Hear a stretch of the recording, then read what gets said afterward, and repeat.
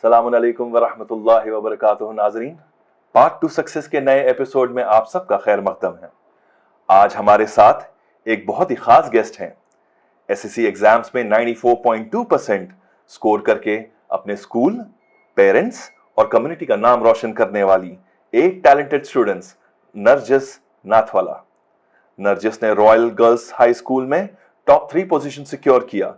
चलिए उनसे बात करते हैं और जानते हैं उनकी सक्सेस स्टोरी। सबसे पहले कॉन्ग्रेचुलेशन नरजिस।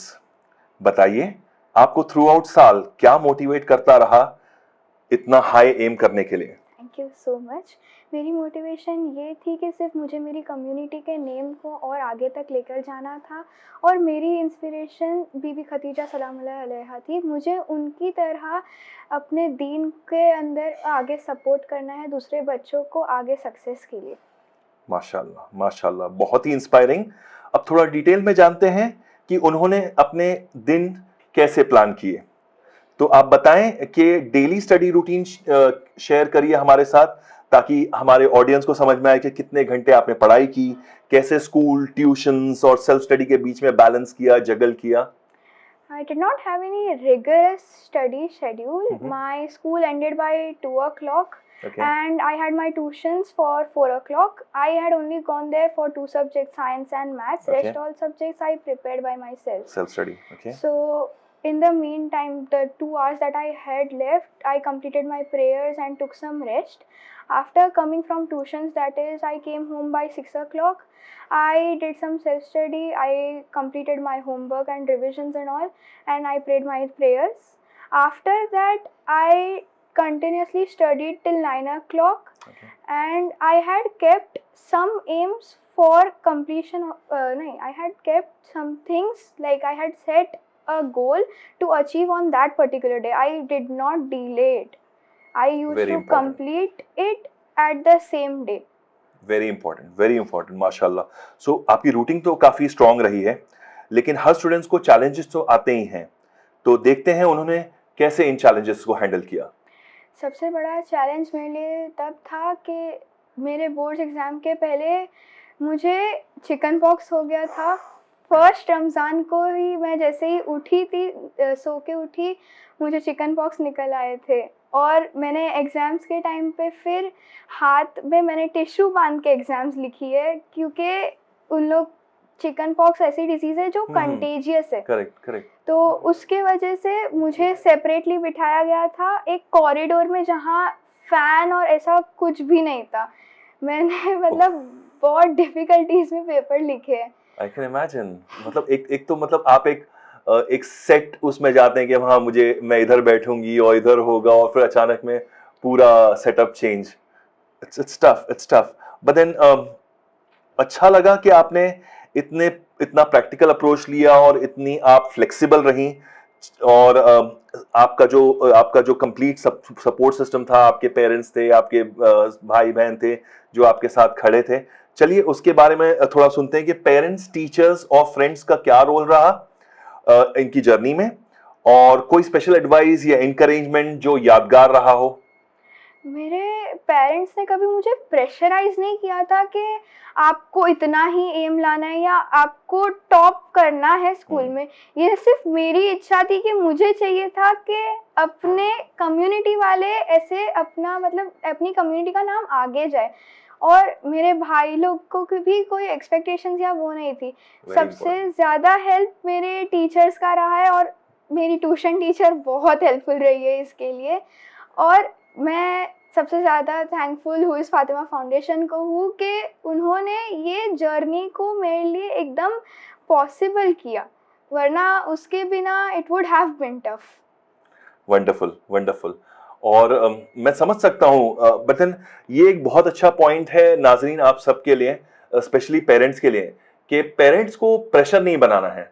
पेरेंट्स को अपना हाथ हल्का रखना है, बच्चे को फ्रीडम देनी है, फ्लेक्सिबिलिटी देनी है, एट द सेम टाइम उनको क्लियर पाथ बता देना है, नजिंग नहीं करनी है। तो थैंक यू, ये बहुत अच्छा पॉइंट रहा। और हम चाहेंगे कि आप अपने जूनियर्स के लिए कुछ टिप्स शेयर करें, जो इस वक्त अब एग्जाम देने आने वाले हैं, जो क्लास 10 में जो बच्चे अभी प्रिपेयर कर रहे हैं। कोई एक दो टिप हो आपके पास जो स्पेशली टाइम मैनेजमेंट के रिलेटेड या रिवीजन के रिलेटेड या आपकी रूटीन में जो आपने चीजें बताई उसके रिलेटेड? मोबाइल का यूज़ मतलब ऐसा सब बोलते हैं कि मोबाइल का यूज़ ज़्यादा नहीं करना हम्म। चाहिए, वो सही है। ऐसा अपना टाइम को डिस्ट्रीब्यूट करके रखना चाहिए। मेरा कैसा था कि मैं 10 टू 11 सिर्फ 10 टू 11 ही मोबाइल लेती थी और दोपहर में कभी हो जाता था तो। और अपने आप को दीन से एकदम कनेक्टेड रखने का है। मतलब ऐसा रहता था कि मैं स्कूल से जैसे ही आती थी मैं नमाज़ पे चढ़ती थी, क्योंकि स्कूल में तो प्रेयर रूम की फैसिलिटी नहीं थी, तो आके मैं नमाज़ पढ़ती थी।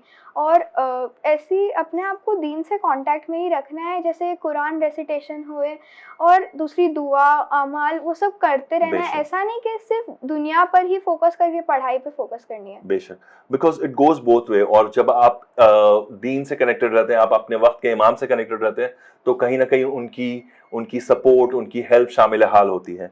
तो अल्हम्दुलिल्लाह ये बहुत अच्छा आपने पॉइंट रखा। ये हम अपने बच्चों को बताना चाहते हैं, क्योंकि कभी कभी क्या होता है कि बच्चे बोलते हैं नहीं एग्जाम देने जाना है, मैं आज सुबह की नमाज नहीं उठूंगा, मुझे पढ़ना है, मैं अभी सोया हूं, मैं नमाज के लिए नहीं उठूंगा। तो नहीं, ये बहुत इंपॉर्टेंट है। नमाज जो है वो बेसिक है और वो आपकी हेल्प करती है। बड़े बड़े आयतुल्लाह, बड़े बड़े मर्जाओं ने बताया है कि वक्त पे नमाज पढ़ना कितना इंपॉर्टेंट है। तो थैंक यू, ये बहुत अच्छा पॉइंट आपने कनेक्ट किया है।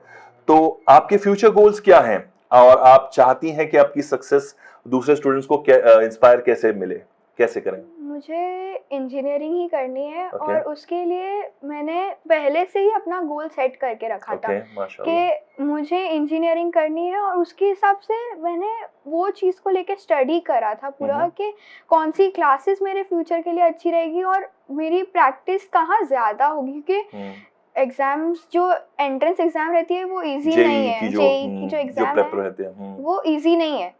तो उसके लिए ऐसी क्लासेस चाहिए जो उनको डिसिप्लिन के साथ पढ़ाए। सो बेसिकली अभी आप इंटीग्रेटेड स्टडीज करेंगी 11th और 12th की हाँ। जेई के लिए, जहां आप जेई के लिए भी प्रिपेयर करेंगे, एट द सेम टाइम आप 11th एंड 12th भी करेंगे। माशाल्लाह। तो कितना क्लियर फोकस है, कितना क्लियर विजन है। बहुत ही मोटिवेटिंग कॉन्वर्सेशन रहा आपके साथ। और हमारी गेस्ट नरजिस ने बताया कि डेडिकेशन, प्लानिंग और सपोर्ट सिस्टम के साथ हर स्टूडेंट ये अचीव कर सकता है। और हुज फातिमा फाउंडेशन की तरफ से उनके फ्यूचर के लिए बेस्ट विशेस, और उम्मीद करते हैं कि आपकी कहानी और स्टूडेंट्स को इंस्पायर करे, और जहां भी लगेगा हुज फातिमा फाउंडेशन आपके शाना बशाना खड़े हैं। So during the entire year और एग्जाम प्रिपरेशन के दौरान आपको सबसे ज्यादा चैलेंजेस या स्ट्रगलिंग सिनेरियो कब रहा और कैसे आपने उस सबको ओवरकम किया?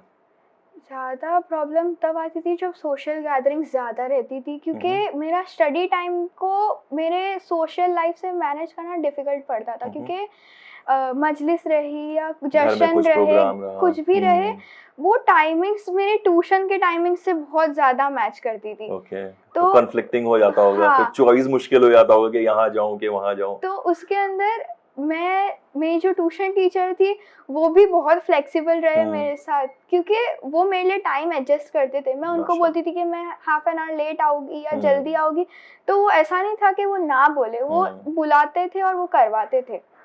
वेरी इंपॉर्टेंट, जज़ाकल्लाह। सो फ्लेक्सिबिलिटी इंपॉर्टेंट है। एट द सेम टाइम आपकी प्रायोरिटी क्लियर थी कि मुझे ये इतने बजे से इतने बजे करना है और उसके बाद में मुझे ये भी अटेंड करना है, एट द सेम टाइम ये भी करना है। तो बहुत अच्छा आपने इसमें ओवरकम किया और बहुत अच्छा जगल किया, because it's all about time management and how you hold your nerves, कि कैसे आप अपने आप को कंट्रोल में रहते हैं, कैसे आप distraction, social media, social life से बचते हैं, एट द सेम टाइम आप कैसे अपने पाथ पे रहते हैं। तो पार्ट टू सक्सेस जो हमारा शो है, पार्ट टू सक्सेस यही बताता है कि कैसे सक्सेस के पाथ पे रहें और कैसे डिस्ट्रैक्शन से बचें। तो आई एम श्योर हमारे नाजरीन ये एपिसोड बहुत ज्यादा पसंद करेंगे और ये उनके लिए, उनके बच्चों के लिए बहुत ज्यादा इंस्पिरेशन होगा, बिकॉज 94.2% और टॉप 3 पूरे कॉलेज में आना अपने आप में एक बहुत ही बड़ा अचीवमेंट है। एंड माशाल्लाह, congratulation once again to you, specially to your parents and your all your support system, जिन्होंने मिलके ये सब आपको हेल्प किया, ताकि वो प्लेटफॉर्म बन दिया ताकि आप ये अचीव कर सकें। तो आपकी कोई वैल्यूएबल एडवाइस या कोई आपका कोई हदफ, कोई मोटो आप शेयर करना चाहते हैं अपने नाजरीन के साथ? प्रोक्रेस्टिनेशन जो है वो अपना सबसे बड़ा एनिमी बन के रहता है, क्योंकि उसके वजह से हम लोग आज का काम कल पे टाल देते हैं और एंड ऑफ द डे ऐसा होता है कि जो दिन पे अपन वो करे कि मैं कल करूँगी, काम इतना बढ़ जाता है कि वो दिन पे कल कभी कंप्लीट नहीं करना आता। पॉसिबल नहीं है। और डेडलाइन के पहले काम करना इज सैक्रिफाइसिंग क्वालिटी। अपने को क्वालिटी कंट्रोल होना चाहिए कि कैसा रहना है, और कुछ भी हो जाए एकदम अपने आप को लो फील भी करे तो ऐसा नहीं सोचने का कि मेरा क्या होगा, मेरा क्या नहीं सेल्फ होगा। मोटिवेशन। मोटिवेशन बहुत ज़रूरी है। ऐसा ज़रूरी नहीं कि कोई दूसरा आपको आके समझाएगा, अपने आप को खुद ही समझाना है कि मैं और अच्छा कर सकती हूँ। अपने लिमिट्स और अपनी पॉसिबिलिटीज़ को खुद एक्सप्लोर करना है। ऐसा नहीं कि फर्स्ट टेस्ट के अंदर मेरे को अच्छे मार्क्स नहीं आए तो मुझे आगे के टेस्ट में भी अच्छे नहीं आएंगे। अपनी मेहनत और बढ़ानी है तो वो ऑब्वियसली मेहनत आगे लेकर जाएगी। मेरे भाई ने मुझे ये एक कोट बताए थे और तब से वो मेरे दिमाग में है, hard work always beats talent. कोई बच्चे ऐसा रहते हैं कि उन लोग को बच्चे पहले बचपन से ही टैलेंटेड होते हैं, और कोई लोग हैं जो एफर्ट्स डालते हैं, दिन रात मेहनत करते हैं, तो ऐसा होता है कि रैंक्स में भी डिफरेंस दिख कर आते हैं। कोई ऐसी हदीस या कोई ऐसा कोई इमाम से कोई ऐसा कोट जो आपको हमेशा याद रखता हो हमेशा, या आप अपने डिस्कशन में या अपने दोस्तों के साथ बैठी हैं कहीं तो आप वो हमेशा कोट करती हैं, कोई एक ऐसी हदीस?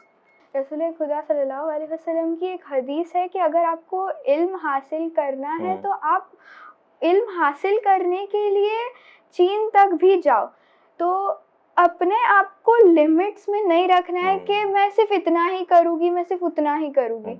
नहीं, हम लोग को जितना हमारे लिए पॉसिबल है उतना करना है, आउट ऑफ द वे जाके करना है। माशाल्लाह माशाल्लाह, thank you so much.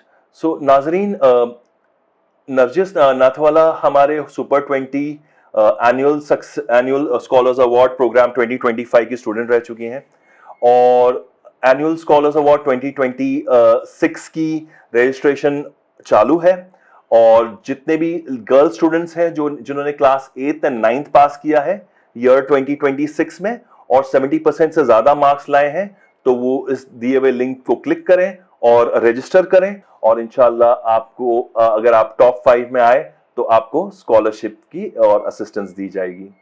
Thank you so much for your time. जज़ाकल्लाह। खुदा हाफिज़। फी अमान अल्लाह।